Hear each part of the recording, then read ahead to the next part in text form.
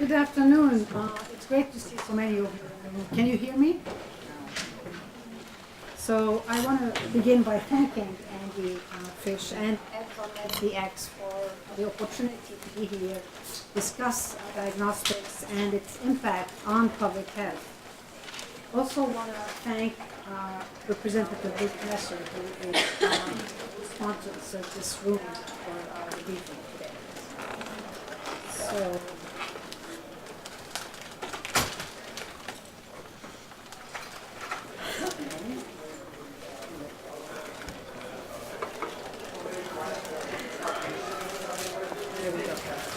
So, in the US, we have made remarkable progress against infectious diseases. Largely, this is due to immunization and other preventative measures.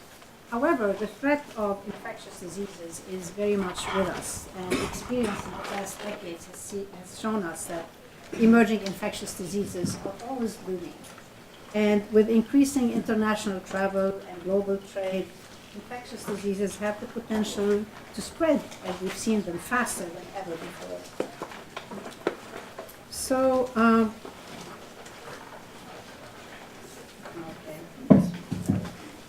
right.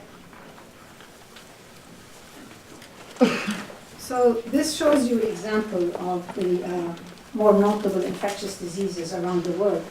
And CDC has been addressing a wide range of emerging infectious diseases. Today, to illustrate, I'm going to touch on 3 examples: Ebola, Zika, and antibiotic resistance, just to focus our discussion on the role of diagnostics.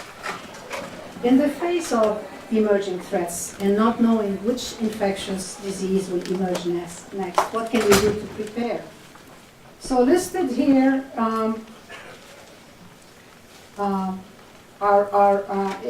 in the ability to diagnose actually diseases accurately and rapidly is critical for delivering quality care for patients and for responding to outbreaks at home and abroad.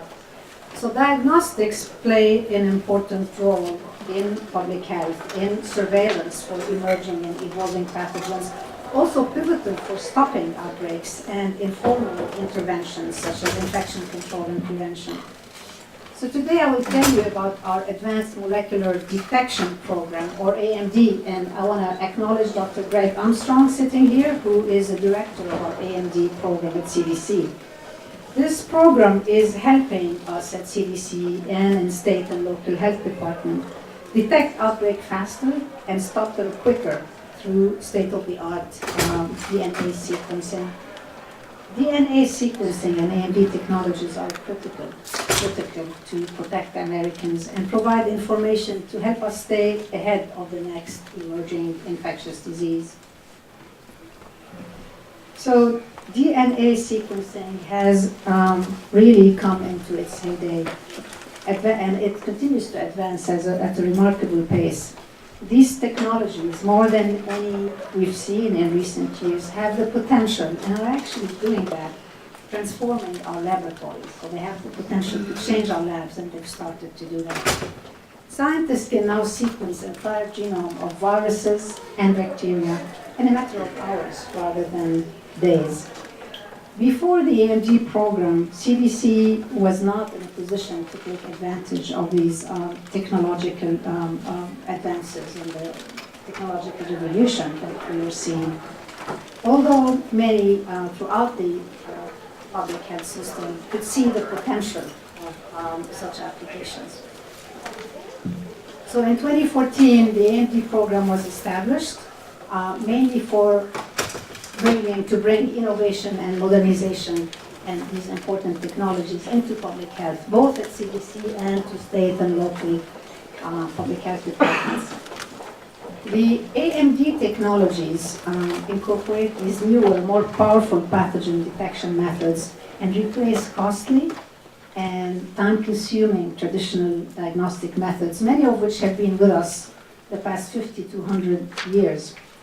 The higher quality data, detection of outbreaks sooner that we have with AMD has really allowed us to respond more effectively, as I'll show you through the example, ultimately allowing us to save lives and reduce costs.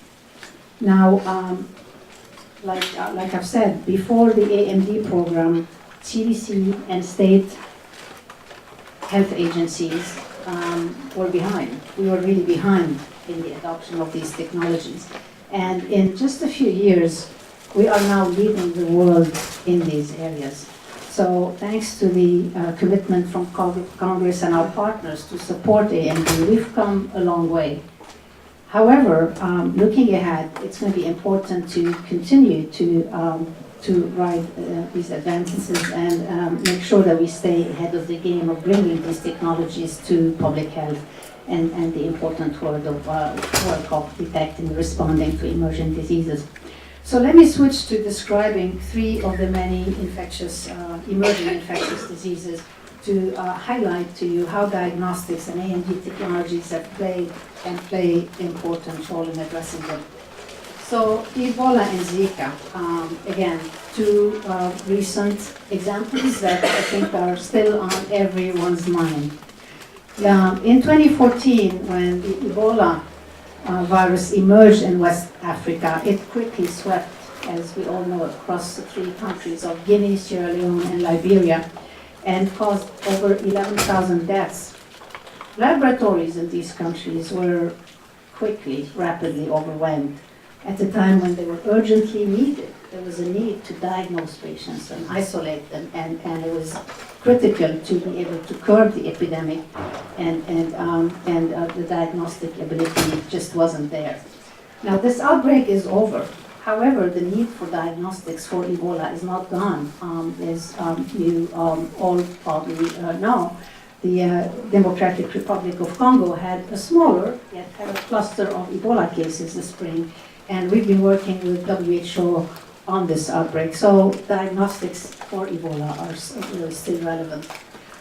For Zika, the emergence and spread of Zika is again the latest, and actually it's the most notable viral vector-borne threat that we've seen.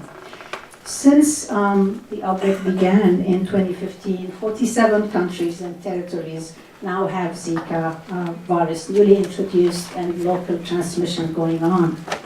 And Zika is really the first and only arbovirus that we now know can transmit sexually and is associated with microcephaly and a whole range of other birth defects in fetuses. And just to give you a feel, as of mid-June, a couple of weeks ago, we had more than 6,000 pregnant women living in the United States and its territories that have evidence of being infected with Zika. And we know that mosquitoes carrying the Zika viruses or capable of carrying the Zika virus have been identified through a broader range of geographic areas in the United States. So at the start of the Zika virus outbreak, we had no Zika virus assay, no diagnostic test for Zika.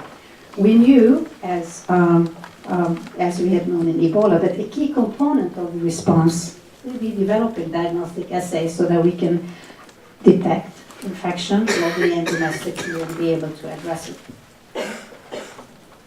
So CDC was working, actually, the AMD program was supporting the implementation of next generation DNA sequencing for chikungunya and dengue viruses, two other emerging arboviruses in the Americas. And in 2015, when the association of Zika with microcephaly was first identified, we used this infrastructure to urgently redirect to develop diagnostics for Zika virus. And within 3 weeks of receiving the first Zika virus positive sample, a protocol for virus testing was developed, was quickly validated and shared with public health labs in the United States and Latin America. So the point I want to make is, had this AMD-funded infrastructure not been in place at the time for vector-borne diseases, the same process that took 3 weeks would have easily taken 3 to 4 months, if not longer. Going back to Ebola, the sequencing was used to guide the response, and I want to show you here actually an example of a portable sequencer that was used in the field. And you can see the cartoon here.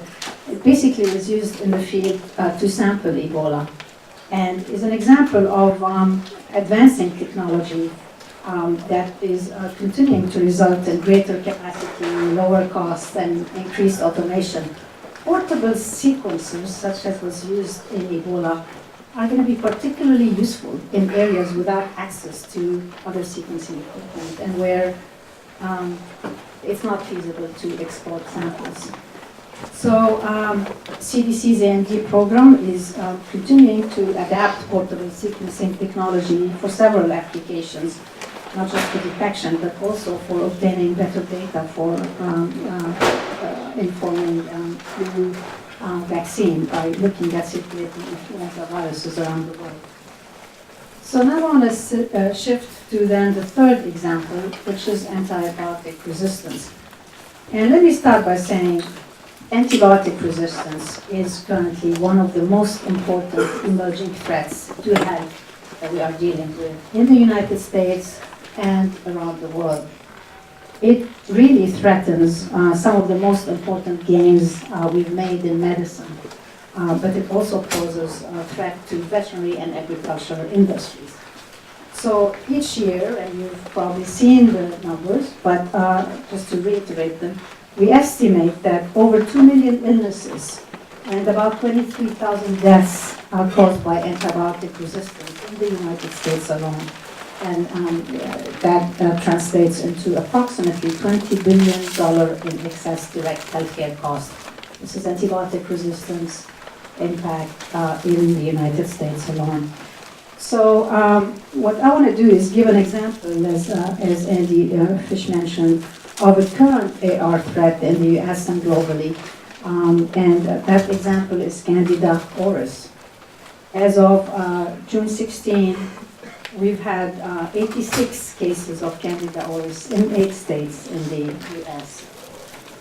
So Candida auris is a fungus, and is a fungus that poses a unique challenge to public health. It causes invasive and often deadly infections that can be resistant to multiple antifungal drugs, and it can also easily spread in the healthcare settings. Most strains of Candida auris are resistant to one antifungal, and about half of them are resistant to 2 antifungals, and some resistant to 3 antifungals, not leaving much option for treatment.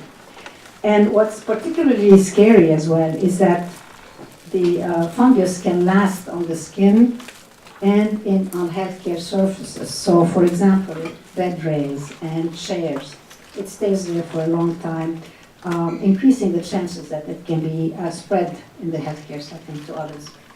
So it can also, one other challenge with it is that it's difficult to detect, to identify and contain, because it requires special technological tests and training that's not available in most clinical labs. So it's easily misidentified and missed, leading to inadequate treatment and an opportunity to spread before it's detected. As you can see on the graph here, Candida auris was first described in Japan in 2009, and at this time we've seen it in 14 countries, including the United States. And it's an example of how rapid resistance can emerge worldwide independently. You see these circles in the different colors. So DNA sequencing has shown us clear links among cases within an area, suggesting spread between patients. We've actually done sequencing on isolates at CDC and identified these very different strains that have emerged worldwide since 2009 in different parts of the world simultaneously. And we have these different isolates have come to the United States. So I've mentioned we have had 86 cases of Candida auris going back to 2013. Most of them have been recent, in 2016 and 17, which tells us that it is very much emerging now in the United States. And so it's importation from other parts of the world, and then what's happening is that it's followed by transmission in some healthcare facilities if it's not detected and contained in time. So aggressive action is needed, including stronger epidemiologic and lab data to track and stop it. Now, we're focused here today on diagnostics, and certainly diagnostics are only one part in the response to antimicrobial resistant threats. However, diagnostics, including EMD, are important and are key and will continue to be important to our response to AR pathogens. Our antibiotic resistance solution initiative is leveraging, as I illustrated just with the Candida example, is leveraging AMD technology and scaling up nationwide capacity to detect new and emerging threats. So we're investing in every state to maintain vital lab capacity to detect antibiotic-resistant pathogens in healthcare, for foodborne diseases, and in the community. And we've also building on top of that infrastructure of all state and big city labs, the AR lab network in 7 regional labs that's going to be able to do more to detect and support the response to resistant organisms. This network complements the investment that we're making in all state and local health departments, and it's all part of an infrastructure that connect then with the CDC as well. And the ARLN labs will be performing testing for Candida auris in the coming year, and they will be providing isolates to the CDC FDA AR isolate bank that's in place. These are isolates that can then be shared with diagnostics companies, public health, and others for important research and for new diagnostics and therapeutics. So, to end here, really the question is, what will we need to stay ahead of the next infectious disease threat? And you can see here listed are some items. We don't know what the next emerging infectious disease will be. We have not been good at predicting what the next emerging infectious disease will be. However, we know that the AMD technologies that are with us and have played a key role in the recent emergence that I've shown you, and are also playing a routine role in responding to day-to-day outbreaks. We know that they're going to be important as the technology advances and improves. And so, in closing, just to say that we need to get in front of rapid changes, both in physical technology and innovation, and make sure that is brought to public health to ensure we at CDC and our state and local public health labs do not fall behind again. And with that, I thank you for being here and taking the time to hear about what I think is exciting and very important work.